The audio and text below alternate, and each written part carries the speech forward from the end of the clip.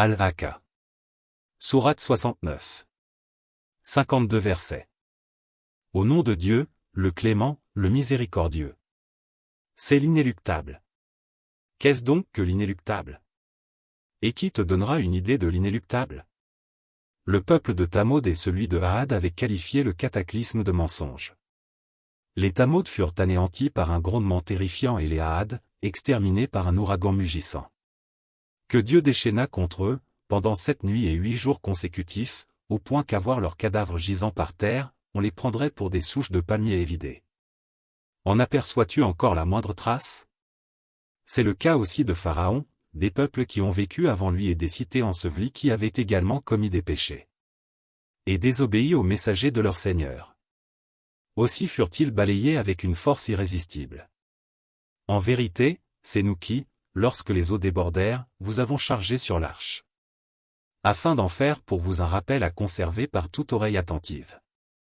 Puis, lorsqu'il sera soufflé une seule fois dans la trompette et que la terre et les montagnes, broyées, voleront en éclats.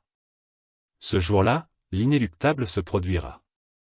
Et le ciel, lézardé et sans consistance, se fendra.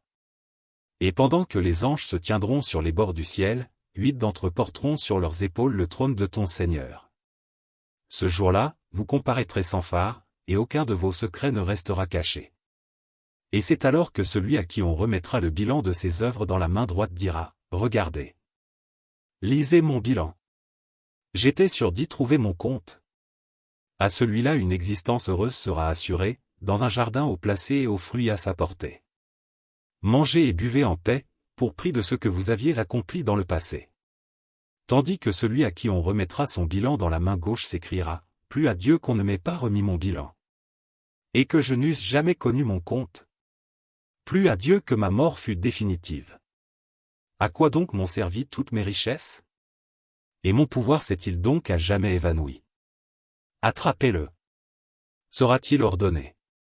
Ligotez-le. Et dans la fournaise jetez-le. Puis à une chaîne de 70 coudées, enroulez-le.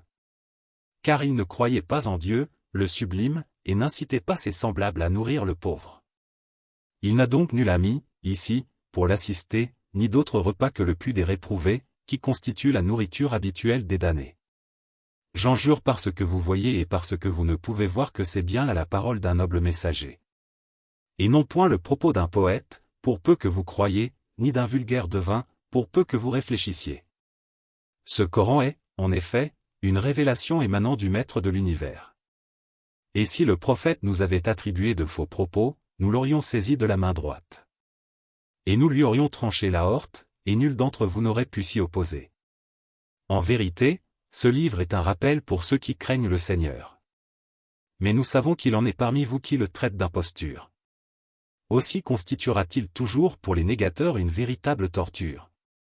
Car il est l'expression de la vérité dans toute sa certitude. Glorifie donc le nom de ton Seigneur, dans toute sa majesté et sa grandeur.